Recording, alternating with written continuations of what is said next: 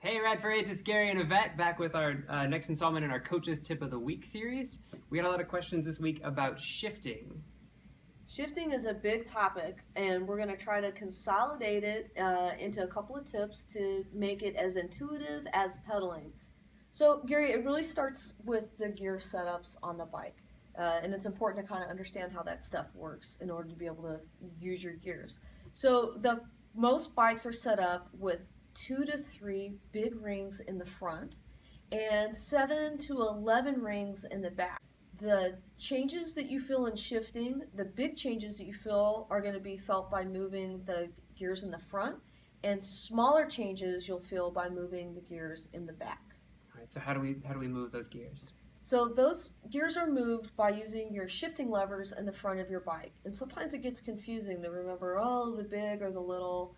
So I like to use left front, so there's an F in both of those words, left front, and right rear.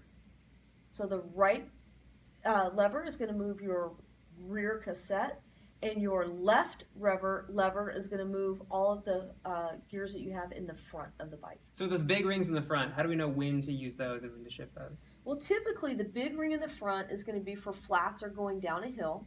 Then your next ring, the middle ring, is going to be for climbing or maybe for a time where you might be on a flat but you've got a really strong headwind. And then for any bikes that have a third ring, which is the granny gear, that's only used for climbing. It just gives you a wider range of gears to climb some pretty big hills. All right, and the little ones in the back, we're just using those to move between or ease up To move between, to make some minor changes. You know, you make that first shift down to that smaller ring, and then if you need more gears, you can keep taking them away or adding them as you go down. Right. Shifting is really about two things. It's about maintaining a cadence and anticipation. So if you went to indoor training, we talked a lot about cadence, and we did a lot of cadence drills to practice.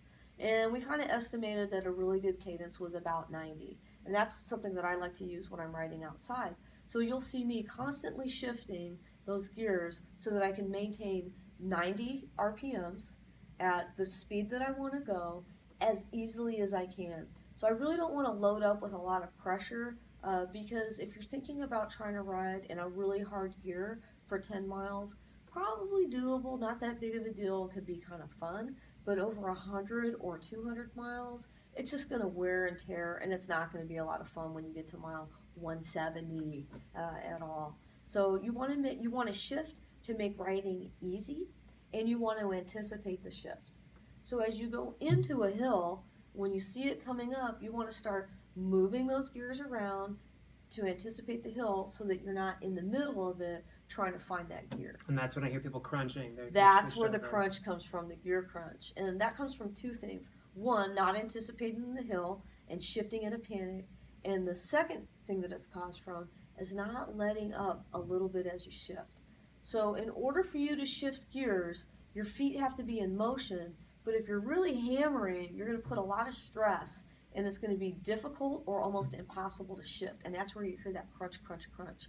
So just as you're shifting, you want to anticipate, let off just a little bit, click, as soon as it catches, then you want to go into your pedal. But it's really just a moment, and with lots of practice, you'll be able to pick it up by feel, and it'll be very natural.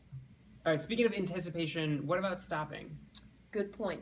So when we come to a stop or we see that stop sign, stop light, that's really when we want to start anticipating, shifting to make it easier. So when we do leave from that dead stop, we're not dealing with the honking horns and traffic getting a little bit impatient, because it's very hard to leave from a dead stop in a big gear. So we want to shift into an easy gear so we can get off the line. Once we get off the line, we can shift back in, get that power back up, and have a great ride. Awesome. So we know when to shift, how to shift. How can we practice this?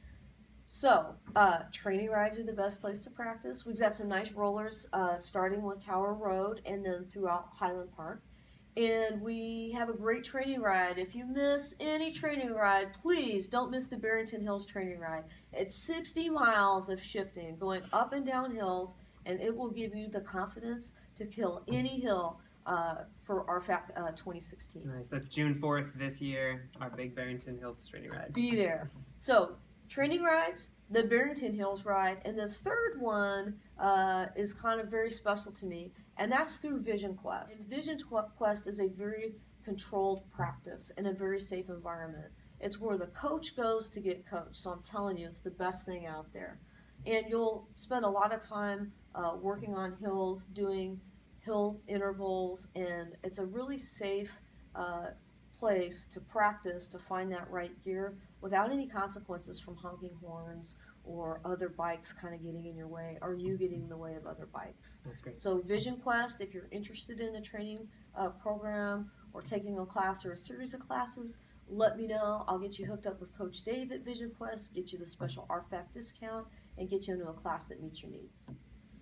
So to recap, we've got our gears, which control our shifting. Right. We got our big gears in the front, like does the big changes, little gears in the back are the little changes. Use your left to do the front gear, your right to do the rear. As you're going up a hill, you want to Anticipate. anything Start you're doing? changing those gears, let off a little bit, and try to make your ride as easy as possible by finding the easiest gear to maintain your cadence and speed. Great. That's all I've got. All right. And don't forget about our training rides, Barrington Hills, and for that extra plus-up training, Vision Quest. Cool. Keep your questions coming. We'll answer them again in a future week. See you out there. See you out there.